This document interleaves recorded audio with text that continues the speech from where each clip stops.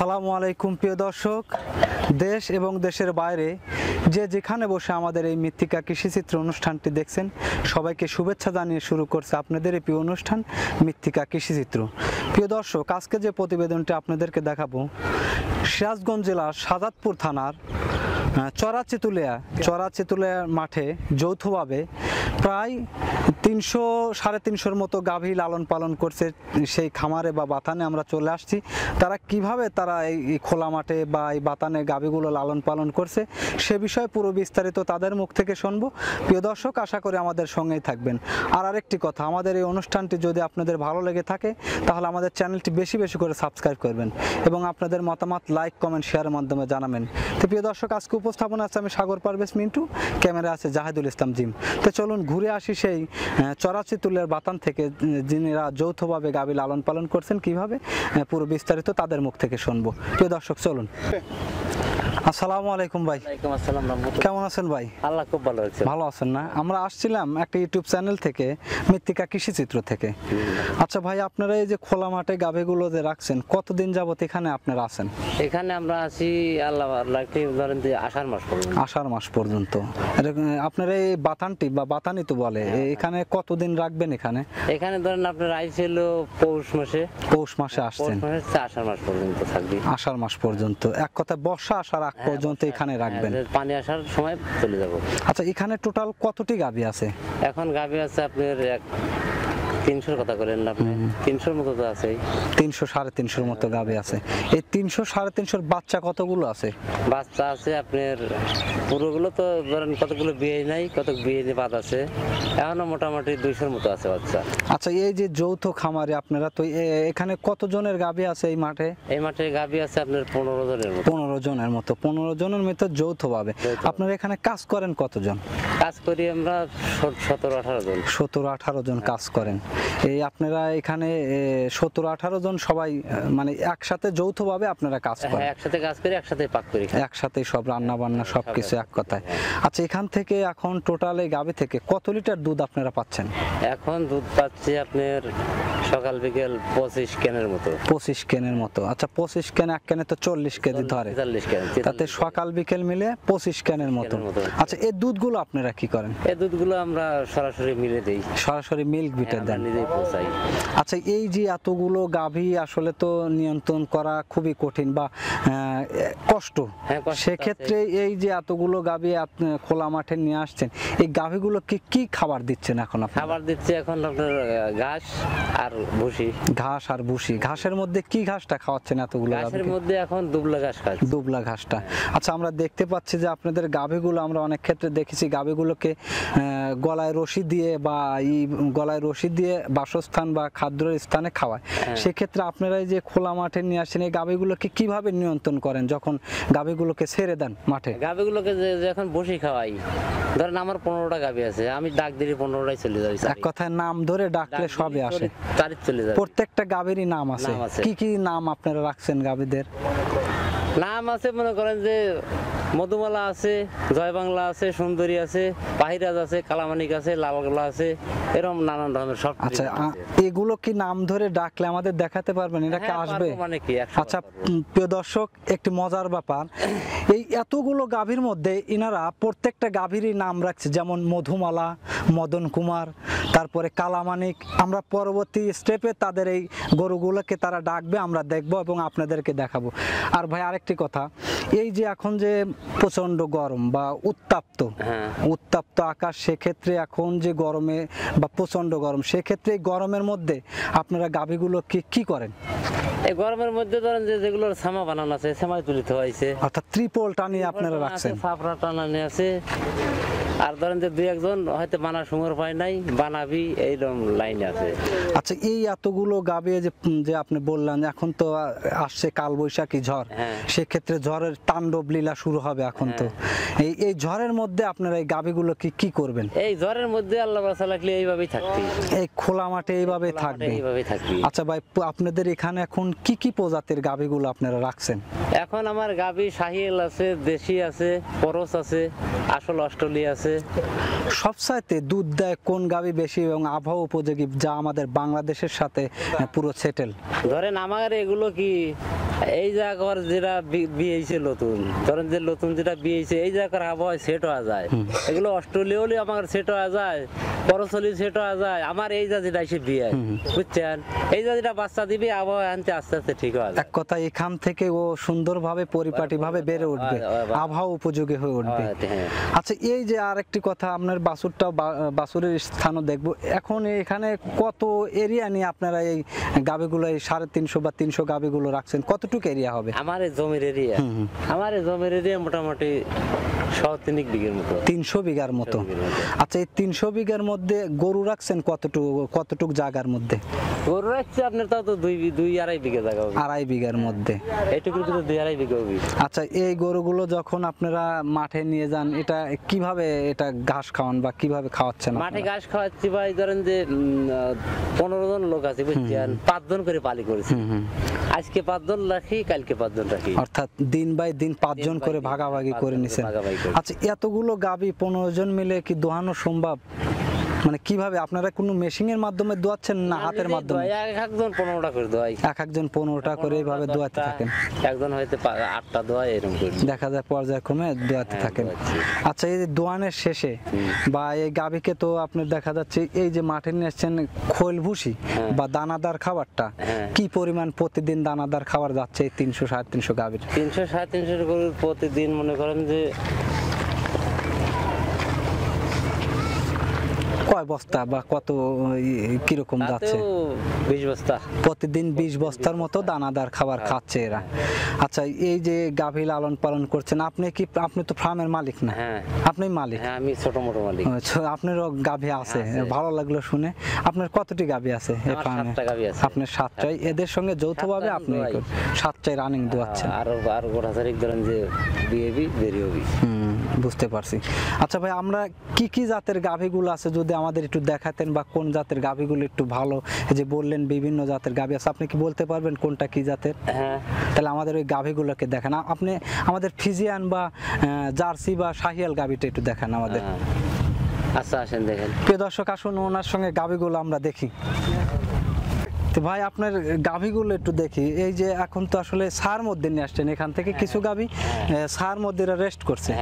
আচ্ছা, এই যে গাভীটা দেখতে পাচ্ছে যে বড় গাভীটা, এটা কি জাতের গাভী? ওটা আসল ধরেন যে ফিজিয়ান। ফিজিয়ান। এই ফিজিয়ানে সর্বোচ্চ দুধ কত লিটার দিছে? এটার দুধ 18-19 লিটার। আচ্ছা, এখন যে 18-19 লিটার একটা গাভী কিনতে কত টাকা লাগবে? 18-19 লিটার একটা গাভী কিনতে এখন আমরাই কিনি ধরেন যে 2.5 লাখ 2.5 লাখ দিয়ে। 2 লাখ 2.5 লাখ টাকা। টাকার পাটি আসলে একটু বেশি, আরো বেশি। হ্যাঁ। আচ্ছা, সেক্ষেত্রে এই যে গাভীগুলো যে নিয়ন্ত্রণ করতেছেন বা রাখছেন, আপনারা কি গাভী বিক্রি করেন? হ্যাঁ, করি তো মাঝে মধ্যে। কিরকম ভাবে বিক্রি করেন, বা বয়স হয়ে গেলি নাকি আপনার? না, হ্যাঁ, এখন ধরেন যে আমার একটু হয়তো ঠেকা আছে, আর আপনি বলেন যে যেটা পছন্দ করেন হেডেই বেশি। এক কথায় কাস্টমার যদি পছন্দ করে সেক্ষেত্রে এখান থেকে পছন্দ করবে হেডেই বেশি। এটাও বিক্রি করেন? 5টা বিক্রি করি। ভালো লাগলো। আচ্ছা, এই যে এখন আপনারা যে দেখতেছি এখান থেকে কিছু গাভী আপনার এই ত্রিপল বা যে ছাপরা, যাকে বলে টিন দিয়ে যে আপনারা ছাপরা করেছেন, এই ছাপরার মধ্যে আপনারা গাভীগুলো নিয়ে আসছেন। অতিরিক্ত রোদ যেগুলো সহ্য করতে পারছেন না সেগুলোকে এখানে নিয়ে আসছেন। তো ভাই, আমরা এখন তো আপনার গাভীগুলো দেখলাম, আপনার বাছুরগুলো আমাদের যদি একটু দেখাতেন। আচ্ছা, দেখাবো, চলেন একটু আপনার বাছুরগুলো একটু দেখি। তো দর্শক, আসুন আমাদের সঙ্গে ওনার বাছুরগুলো দেখবো। আচ্ছা, এই বাছুরগুলো তো এখানে রাখছেন না? এখানে কতগুলো বাছুর আছে? এখানে বাছুর আছে প্রায় 200-র মতো। 200-র মতো বাছুর আছে। আচ্ছা, এরা কি সব সময় এভাবেই থাকে? হ্যাঁ, ছায় থাকে, ধরেন যে খাওয়ানোর সময় ঘাসের বুত নিয়ে যা খাওয়াই। খাওয়ানোর সময় ঘাসের বুত নিয়ে যা খাওয়াই, 2 জন ঘাস খাওয়াই। অর্থাৎ বাছুর এক সাইডে থাকে আর মারা এক সাইডে থাকে, গাভীগুলো এক সাইডে থাকে। আচ্ছা ভাই, আরেকটি কথা জানবো, যেহেতু এতগুলোর গাভী লালন পালন করছেন, সেক্ষেত্রে এই গাভীগুলোর মানে কি রকম রোগ বা কি ধরনের রোগ মহামারী হিসেবে আক্রমণ করে? রোগ আপনার ধরেন যে বাদা আসে, বুঝছেন, দাবা হয়, ধরেন যে আবার জ্বরা আসে, আর এরপরে ওই তরকা আসে, নানান রকমের ব্যাধি আছে। আচ্ছা, এই রোগগুলোর মানে এই রোগগুলো প্রতিরোধ কিরকম ভাবে করেন, বা প্রতিরোধ বা আপনারা কিভাবে পরিচর্যা বা এগুলো বোঝেন? ধরেন যে গরুর আগে ধরেন যে যেরকম একটা গরু হয়তো মন বার করে লইছে, তাপ মাপি, তাপ মাপে ডাক্তারে ফোন করি, ডাক্তার এসে চিকিৎসা দেয়। অর্থাৎ আপনি গরু দেখলেই বুঝতে পারেন যে এই গাভীটা এই এখন গরুর কি ওর মন খারাপ বা ও আনইজি ফিল করতেছে বা খাচ্ছে না, আপনি বলে দিতে পারবেন যে এর সমস্যা হয়েছে। সমস্যা হয়েছে, আচ্ছা, ডাক্তারে ফোন করি, তারপর ডাক্তার এসে চিকিৎসা দেয়। এটা কি আপনার পার্সোনাল ডাক্তার না আপনার মিল্ক বিটা থেকে যে ডাক্তারগুলো আসে? মিলবিটার ধরেন যে সবসময় পাওয়া যায় না, পার্সোনাল ডাক্তারই। আচ্ছা, আরেকটি কথা, এই যে আপনার গাভীগুলোকে সিমেন্ট কিভাবে দেন? আপনি সারের মাধ্যমে প্রজনন করান নাকি আপনি বীজ দেন, বা ওই মিলবিটের তো বীজ দেয়, বুঝছেন? বীজ দেয় কিভাবে, ধরেন যে আজকে বীজ দেওয়ার টাইম ফোন করি, হয়তো আন টাইম এসে পড়ে, বুঝছেন? এতে কত সময় দেখা যায় সারের থেকে বীজ পাওয়া যায়, কত সময় এই সারের সমস্যা থেকে হয়? পাওয়া যায়, সার আছে কতগুলো। আচ্ছা, এই যে আরেকটি কথা জানবো ভাই, এই যে এতগুলো গাভী লালন পালন করছেন, সেক্ষেত্রে দেখা যাচ্ছে যে আসলে আপনারা কিরকম একটা বেনিফিট পাচ্ছেন, বা সপ্তাহে বা মাসে কত টাকা আপনাদের লাভ্যাংশ থাকছে খরচ বাদ দিয়ে? সপ্তাহে ধরেন যে এক সময় দেখা যায় যে আমার কিছুই পাচ্ছে না, বুঝছেন? আর সময় দেখা যায় যে 2000-5000 সপ্তাহে পাচ্ছে। টোটাল গাভী থেকে কত টাকা আপনার আসছে আপনি কি বলতে পারবেন? না, ওটা এখন বলা যাবে না, কারণ হলো এই যেহেতু যৌথ খামার, আপনি একা বলতে পারবেন না। বলতে পারবো না। আচ্ছা, তারপরে যাই হোক, তাও অনেক তথ্য দিচ্ছেন। এখন আমরা যে জিনিসটা জানবো, এই যে একটা গাভী থেকে বাচ্চা দেওয়ার কতদিন পর গাভী বা বাচ্চাগুলো বিক্রি করা যায়, বা বাচ্চাগুলো বিক্রি করার উপযোগী হয়? আপনার ধরেন যে বেচা যায় 7-8 মাস বাদে। 7-8 মাস বাদে দুধ ছাড়াইলে বেচা যায়। বেচা যায়। আচ্ছা, কত টাকা কিরকম দাম? মনে করেন যে 10 মাসের একটা বাচ্চা, কত টাকা দাম আসতে পারে? আর 10 মাসের একটা ভালো বাচ্চা হলে ধরেন যে 50,000 বাচ্চা। 50,000 টাকা। আচ্ছা, এই যে এতগুলো গাভীর মধ্যে এতগুলো বাচ্চা, সেক্ষেত্রে এখান থেকে কি বাচ্চা আপনারা বিক্রি করেন? হ্যাঁ, বিক্রি করি। বাচ্চা বিক্রি করেন, বিক্রি করি। বাচ্চাও বিক্রি করেন, পাশাপাশি গাভীও গাভী বিক্রি বিক্রি করেন। করি, হ্যাঁ। আচ্ছা, সেক্ষেত্রে আপনার এই প্রতিবেদনটি তো দেশ বিদেশে সারা বিশ্বের লোক দেখবে। হ্যাঁ। কোনো লোক যদি আপনার কাছ থেকে বা ফোন করে যদি তথ্য আদি বা কিভাবে লালন পালন করে এই বিষয়ে জানতে চায়, আপনি তো বলবেন অবশ্যই। হ্যাঁ, বলবো। বলবেন। হ্যাঁ, বলবো। আচ্ছা ভাই, একটা লোক যদি শুরু করতে চায়, তাহলে কিভাবে শুরু করলে বা আপনার মতো এরকম পজিশনে আসতে পারে তারা? ধরেন যে আমার মতো ভাই নিজে খাইতে পারলে তাহলে কি লাভ করা যাবে। এক কথায় দেখা যাচ্ছে যে একটা খামারের পিছে একজন অভিজ্ঞ রাখালের পূর্ণ হাত রয়েছে। যেমন দেখা যাচ্ছে ওখান থেকে আপনার পারিশ্রমিকটা অন্য জায়গায় যাচ্ছে না, আপনি নিজেই পরিশ্রম করে নিজেই উপার্জন করছেন, সেক্ষেত্রে এখান থেকে একটা বেনিফিট পাচ্ছেন। একটা খামার মূল লক্ষ্যে বা পরিচালনা করতে অভিজ্ঞ রাখালের কোনো বিকল্প নাই। অভিজ্ঞ রাখাল ও বুঝতে পারবে যে এই গাভীটা আসলে কি পরিমাণ, বা এর কিরকম মন খারাপ হচ্ছে, বা এই সুস্থ আছে কিনা ও বলতে পারবে। এই জন্য একটা খামার নিয়ন্ত্রণ করতে হলে অভিজ্ঞ রাখালের আগে প্রয়োজন, তারপরে তার বাসস্থানের প্রয়োজন। ভাই, আমরা আসছিলাম, আপনাকে তো বললাম, আপনার অনেক তথ্য জানলাম আপনার কাছ থেকে। এখন আপনি আমাদেরকে দেখাবেন এই যে এতগুলো গাভী, এরা কিভাবে আপনি নাম ধরে ডাকছেন, প্রথমে বললেন ওদের কিছু গাভী আপনি নাম ধরে ডাকবেন, আমাদের দর্শক দেখবে বা আনন্দ পাবে। প্রিয় দর্শক, এখন আরেকটি আপনাদের যে প্রতিবেদনটি দেখছেন, এই এতগুলো 350টার মতো গাভী আছে। গাভীগুলোকে প্রত্যেকটা গাভী বাছুরের নাম আছে, আর উনি ওই নাম ধরে ডাকবে এবং আপনারা দেখবেন আসলে অবলা জন্তু বা অবলা জীব কিভাবে নামের মাধ্যমে তারা এখানে আসে, বা নাম ধরে ডাকলেই তারা তার মালিকের কাছে এসে হাজির হয়, সেই বিষয়ে বা সেইটাই এখন দেখাবো। প্রিয় দর্শক, আসুন দেখি। অন করতে। প্রিয় দর্শক, আপনারা দেখতে পাচ্ছেন এই যে ঝামেলা আসছে, ঝামেলা, এটার নাম ঝামেলা না? আচ্ছা, ময়না ময়না ময়না ময়না ময়না ময়না ময়না আল্লাদি আল্লাদি আল্লাদি আল্লাদি আল্লাদি আল্লাদি আল্লাদি আল্লাদি আল্লাদি আচ্ছা, আপনার যদি এটা দেখার সমস্যা হয়েছে সেট করেন। প্রিয় দর্শক, দেখতে পাচ্ছেন ওনারা গাভীর নাম ধরে ডাকছে, গাভীগুলো আসছে, আপনারা দেখতে থাকেন। ডাক দে। তারাসাত তারাসাত তারাসাত তারাসাত তারাসাত তারাসাত ময়না ময়না ময়না ময়না ময়না ময়না ময়না ওই শাবানা শাবানা শাবানা ওই শাবানা তুই চলে যা সার্ভিলে ডাক্তার চলে যা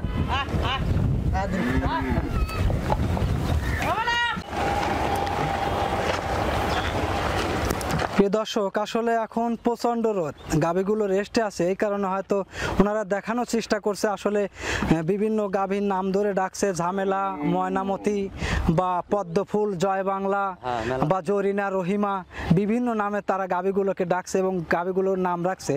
আসলে এখন প্রচণ্ড গরম, সেক্ষেত্রে গাভীগুলো রেস্টে আছে, এই কারণে হয়তো কিছু গাভী তারা ডাকছে আসছে, কিছু গাভী আসে নাই। তাই ভাই আমরা আসছিলাম একটি কৃষিচিত্র চ্যানেল থেকে। আমাদের আসলে আপনারা মূল্যবান সময় যে আমাদের দিচ্ছেন, আপনাদেরকে অসংখ্য ধন্যবাদ এবং দোয়া করি আপনাদের ফার্মটি যেন আরো বড় এবং পরিপূর্ণভাবে গড়ে ওঠে। ভালো থাকবেন সবাই, ইনশাআল্লাহ। আসসালামু আলাইকুম। ওয়ালাইকুম আসসালাম রাহমাতুল্লাহ। প্রিয় দর্শক, আসলে দেশ এগিয়ে চলছে দেশের ডেয়ারি শিল্প। দেখা যাচ্ছে শহর থেকে গ্রাম পর্যায়ে প্রতিটা স্থানেই ডেয়ারি শিল্প গড়ে উঠছে। তে আসলে ডেয়ারি শিল্প একটা লাভজনক ব্যবসাও বটে। আপনারা যারা ডেয়ারি শিল্প করার ইচ্ছুক, তারাও আপনারা এভাবে আমাদের নতুন নতুন প্রতিবেদন দেখে তারা আপনারা বা উপলব্ধি করতে পারেন বা শিক্ষা নিতে পারেন যে এখান থেকে বিভিন্ন তথ্য পাওয়া যাবে। প্রিয় দর্শক, আরেকটি কোনো নতুন তথ্য আপনাদের সামনে উপস্থাপন করব। মৃত্তিকা কৃষিচিত্রের সঙ্গে থাকবেন এবং এই চ্যানেলটি বেশি বেশি করে সাবস্ক্রাইব করবেন এবং আপনাদের মতামত লাইক, কমেন্ট, শেয়ারের মাধ্যমে জানাবেন। আজকের মতো বিদায় নিচ্ছি, সবাই ভালো থাকবেন, সুস্থ থাকবেন, আল্লাহ হাফেজ।